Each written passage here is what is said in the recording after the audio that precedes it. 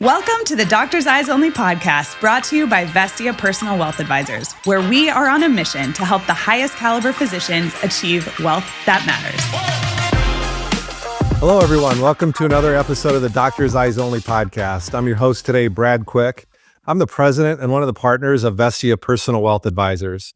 Today, I'm definitely practicing one of our values, the raise your hand value, which we basically say is stretching yourself and doing something new. And so for those of you who know me, I'm a 15-year orthopedic veteran, but today I'm going into a new field and actually went to a course and met this gentleman we're going to talk to here in a little bit at a pain course. So I'm not too many jokes today about this being a painless or a pain-free podcast, but I'm excited to really delve into that a little bit. By way of introduction, the physician on the podcast today, I met at one of the IEP pain management courses for early career surgeons and doctors. It was in Tampa earlier in October this year. And so what intrigued me about this person who's joining us is, in addition to, obviously, we all know the demands placed on fellows as they're wrapping up their training and getting ready to go into practice.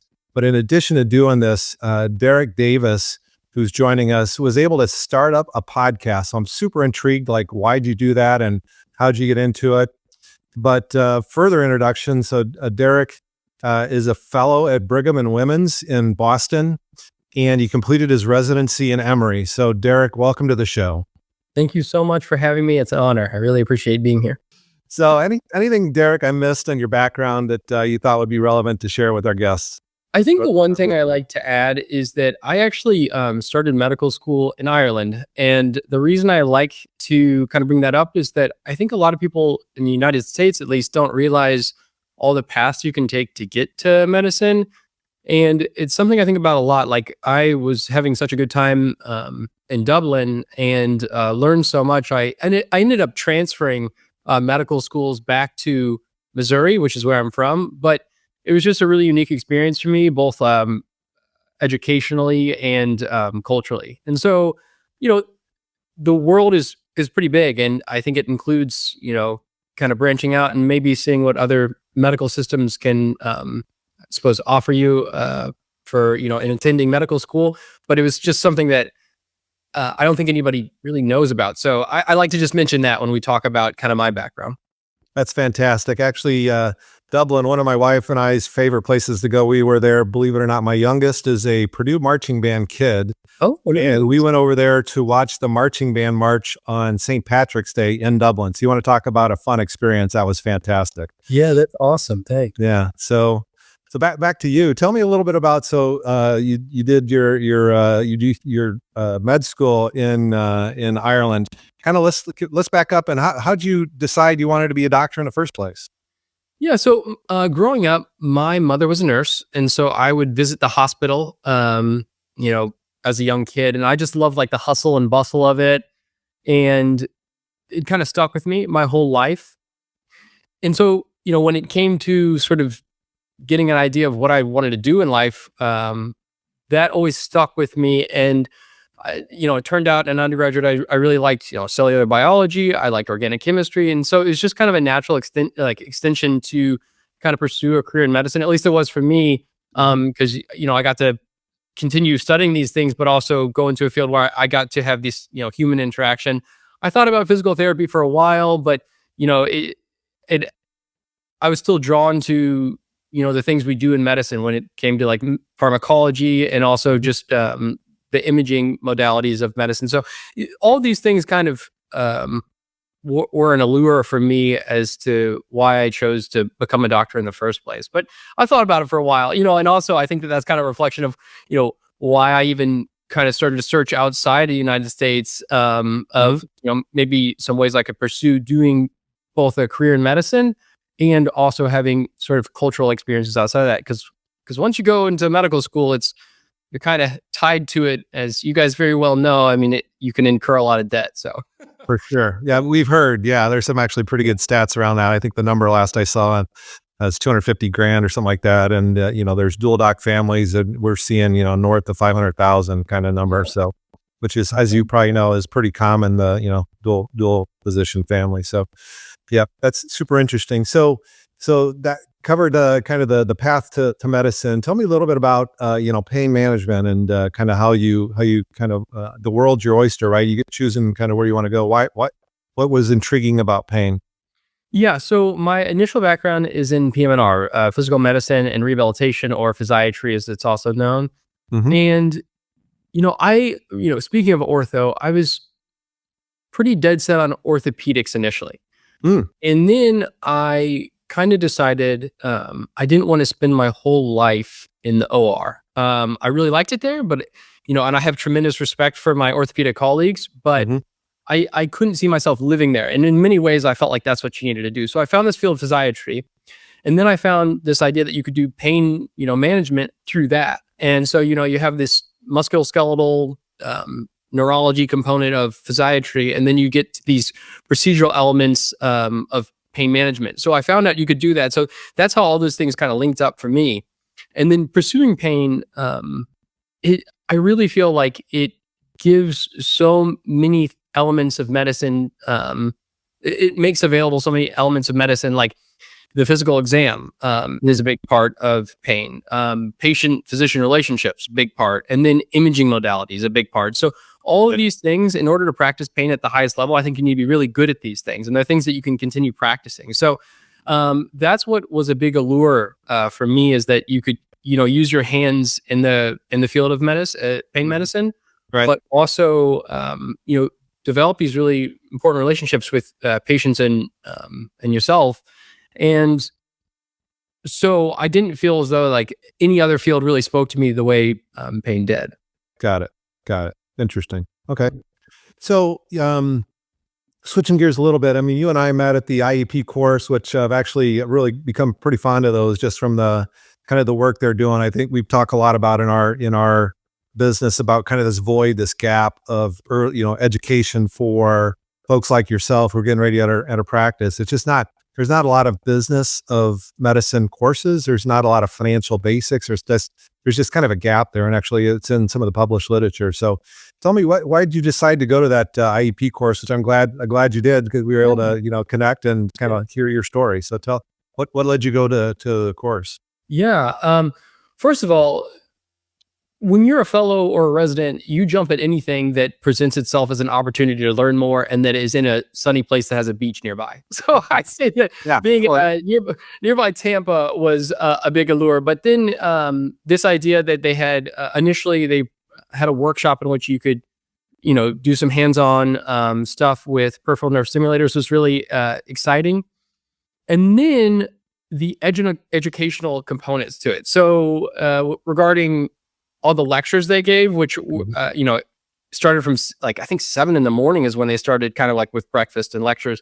So they gave a lot of practical knowledge about what it is to be a pain management doctor. And so all those things, and they had amazing speakers there. So, the fact that it was this opportunity to learn more about, the field of pain with the lectures, and then the hands-on component. Anytime anything's going to be presented like that, like I'm going to run at that opportunity. You know what's interesting? That faculty, I had a blast. We had joined the faculty for dinner, and one, they're a lot of fun, but two, I was really blown away by just the quality of the lectures. And it was, I forget who it was, but one of the speakers, one of the lecturer, the doctors there, the attendings, was up on the whiteboard, like, what do we do? Yeah, it was Dr. Gulati from Cornell. I mean, he's awesome. He's it's very straightforward, but so smart guy. Yeah.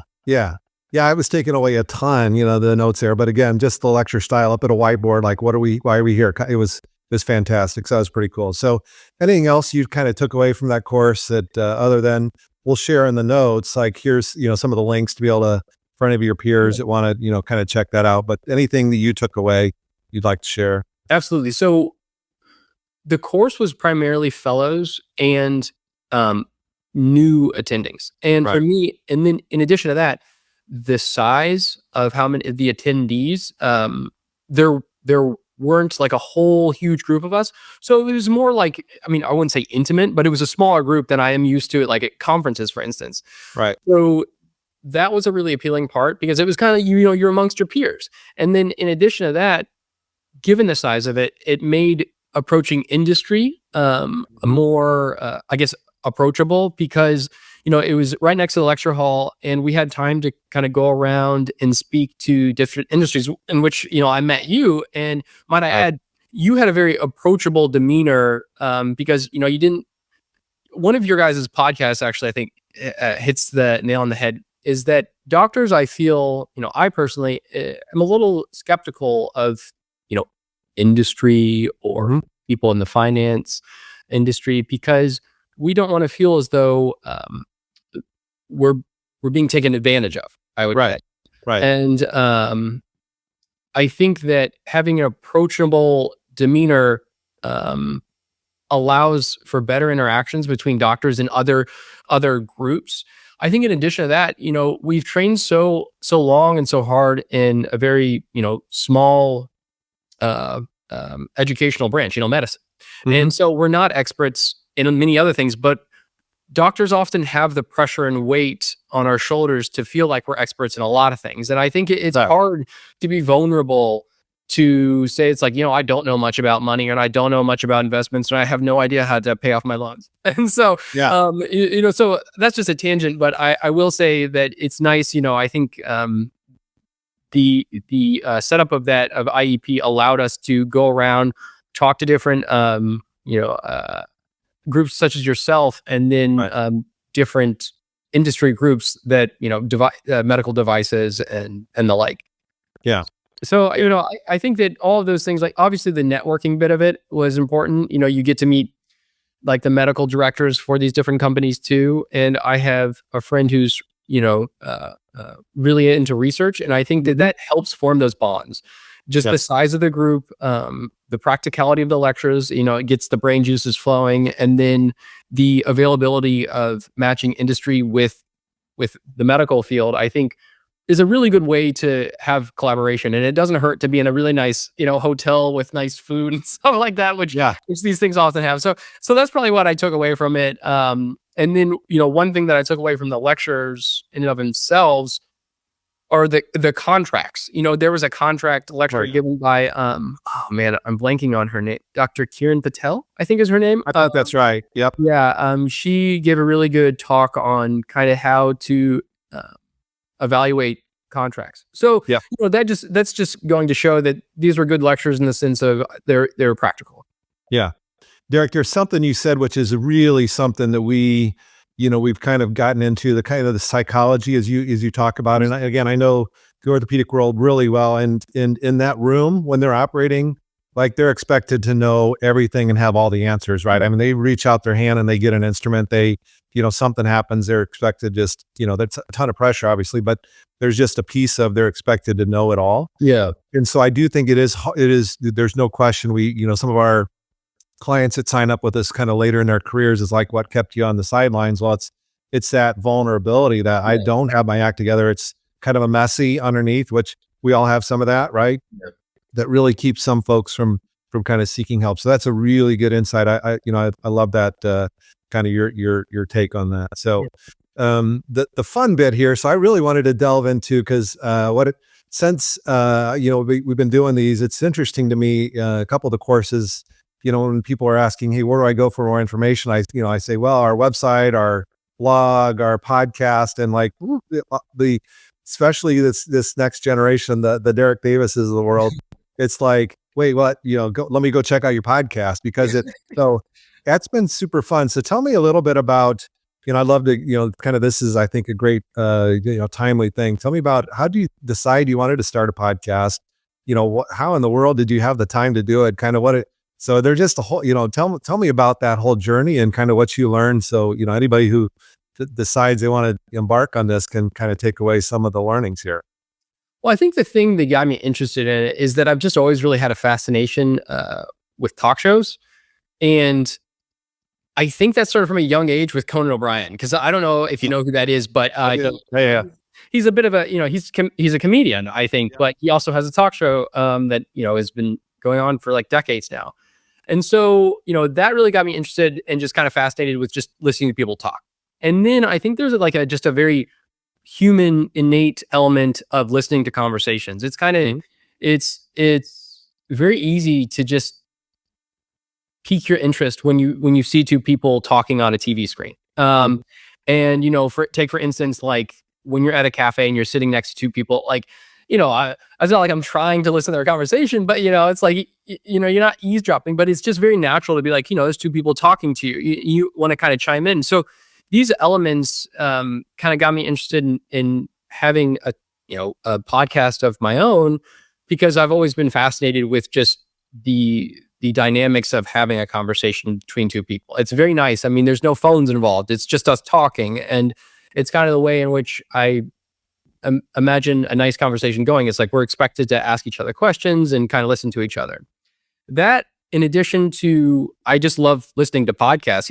I Spotify Wrapped just came out, so it's like that it's kind of like all the things you've been listening to over the course of the year, and I found myself in the top 2% of business and technology podcast listeners, which I was like really surprised about. This is because I'm not like I don't consider myself a business person or necessarily like a computer scientist, but I do really love technology. Yep. Something else that I really love, I mean, I really have a lot of fondness for this, is YouTube. I mean, YouTube has it all. Like, I remember it came out and I was like watching YouTube videos in undergraduate, like watching the ATPase transporter. I was like, oh my gosh, this is just so easy to learn things. And so for me, YouTube, this just has a big fondness in my heart, and there's no way to show your fondness than to just be a part of something. And it was really exciting for this idea that I could be a part of, the people that make things on YouTube. So that really was exciting for me, and kind of got me really excited about making a podcast. In addition to that, like there's the kind of the initial financial sort of burden of it. So it's like, could I even afford like the things that require like lighting and like microphones? And I already have an iPhone, so that's actually what I use for a camera.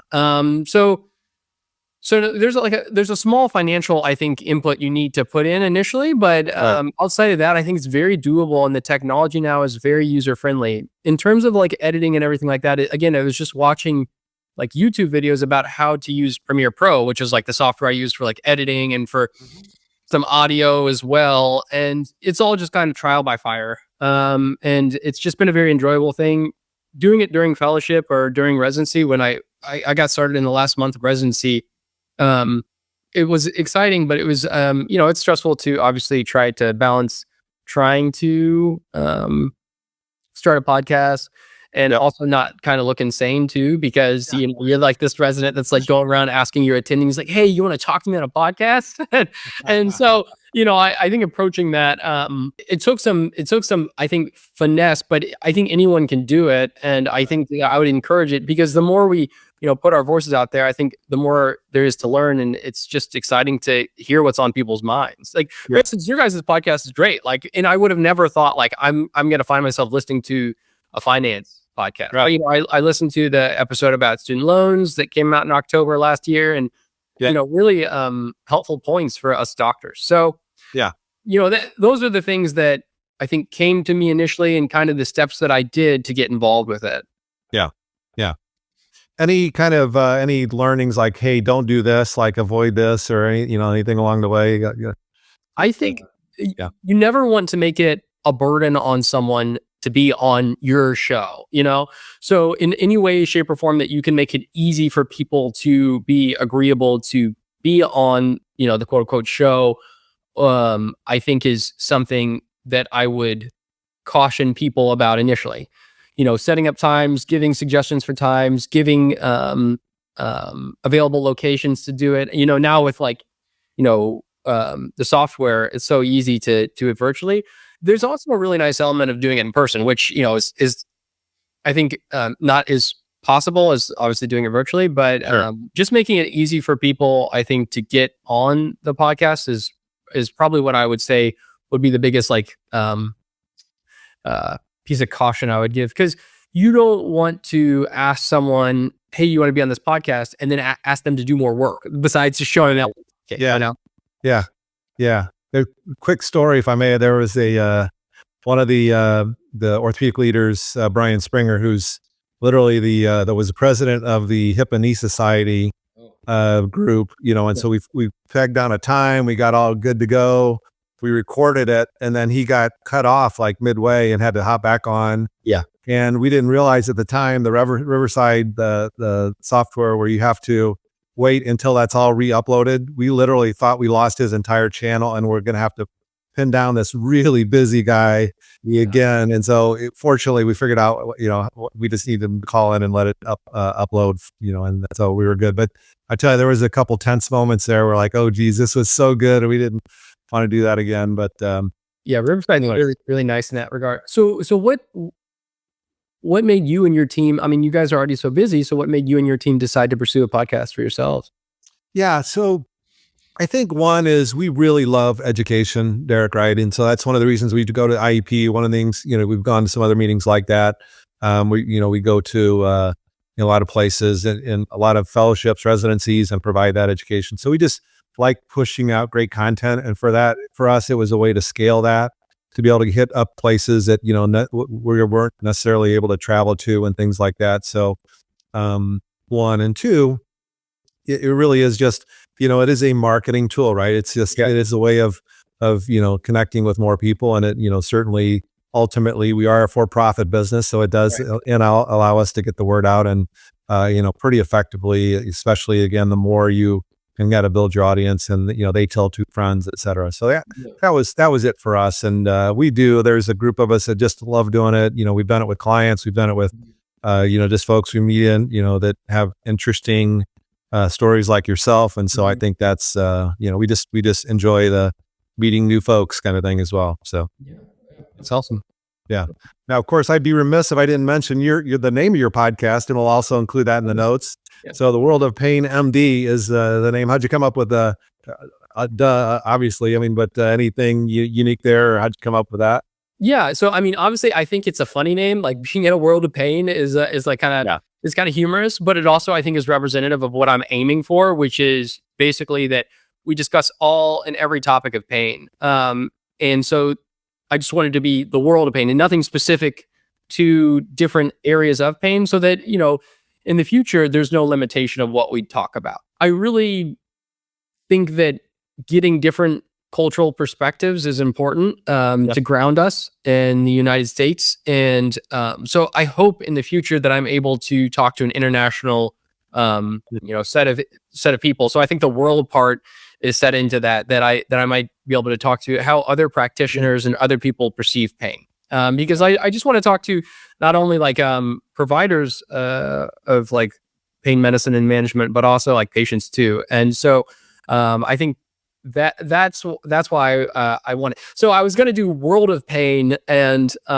just have that be the title, but that's taken. There's like a lot of like heavy metal bands and just other groups. And there's like World Institute of Pain, and then I think there's a World Academy of Pain. And so that's why I had to add the MD. And I think it works because, at least it cues people in to think that, it's about like, a doctor's talking. So. Got it. Yeah. No, it's interesting. That's a really cool, I like that context because one of the things I learned again in prior life in orthopedics is there are different ways of doing things around the planet and kind of learning from, what works in Germany and what works in Australia and other places, and their following of their patients is different, things like that. So it is that's a cool perspective to kind of get the global look at yours. So awesome. So Derick, what's next for you? I know obviously, the goal is to get through training and go out and help patients, through their pain and things like that. But kind of where do you see yourself going? So I've actually signed with a private practice group down in Atlanta. They're called Peachtree Spine and Sports Physicians. Nice. Amazing set of doctors. It's actually an all PM&R practice, which I think is pretty unique because I have not seen that yet. So I'm really excited to be a part of their group. So I'll head back to Atlanta. My wife's family is all from Atlanta. I'm from Missouri. And so that's kind of and I did my, residency there. So that's why I'm headed back there. But that's what's next. This is a great group that I feel like I can practice the elements of pain, but also have associations with colleagues that more specialize in sports and having a broad swath of a patient population that I could help and treat. Got it. That's awesome. Well, this has been fantastic, Derick. One of the wrap up questions we always like to ask is, our value of wealth that matters. We always like to ask our guests, what does wealth that matters mean to you, Derick? Yeah. So I think wealth for me would be, it's not, I don't think a trite answer, but I think that it often is equated to freedom. If you have wealth, I think you have more freedom to do things. There's a podcaster I listen to that describes, money as, is it time plus work, or time times work. And so I think that actually, is pretty equivalent as well. I mean, money just allows you, and I think wealth allows you to have the freedom to do things and freedom from stress. I would like to be able to take off time from work and feel as though that I can address the needs of, my family without having, financial concerns, I suppose. Mm-hmm. Yeah. But I think that there's like another definition to wealth, and that being essentially the depth and breadth of relationships too. It's not necessarily about money as well. Right. If you have really good relationships with people in your life, that is, I think, just as, if not more valuable than anything money can buy you. So those two things, I think, freedom and then also relationships with family and friends. That's fantastic. Well, Derick, thank you so much for joining us. So glad we bumped into each other at the IEP Pain Conference, and looking forward to connecting here before too long. For our listeners, make sure you check out the World of Pain MD as if you're looking for a great podcast. Appreciate, Derick, the work you've done there. I've checked some of those out. It's been fantastic. Like some of your guests have been really, really good. And so check that out. And if you've liked the episode today, and please like and subscribe. And if you have any questions you'd like to ask us, please reach out at myteam@vestia.com. That's myteam@vestia.com. Thanks very much and have a great day. Thank you so much. Thank you for listening to the Doctor's Eyes Only podcast. We hope today's conversation advanced your journey toward wealth that matters. Make sure to follow and subscribe so you don't miss a single one of our amazing episodes. Thanks so much, and we'll see you next time. The information covered and posted represents the views and opinions of the guest and does not necessarily represent the views or opinions of Vestia Advisors, LLC. The content has been made available for informational and educational purposes only. It should not be construed as legal or tax advice and is not intended to replace the advice of a qualified attorney or tax advisor. This information is not an offer or a solicitation to buy or sell securities. Investing involves risk, including risk of loss. Before investing, you should consider the investment objectives, risks, charges, and expenses associated with investment products. Investment decisions should be based on an individual's own goals, time horizon, and tolerance for risk. Past performance is no guarantee of future results. Diversification and asset allocation do not ensure a profit or guarantee against loss. Consult your financial professional before making any investments. Investment advisory services offered through Vestia Personal Wealth Advisors, Vestia Retirement Plan Consultants, and Vestia Advisors, LLC. Securities offered through Osdale Financial Partners, Inc.,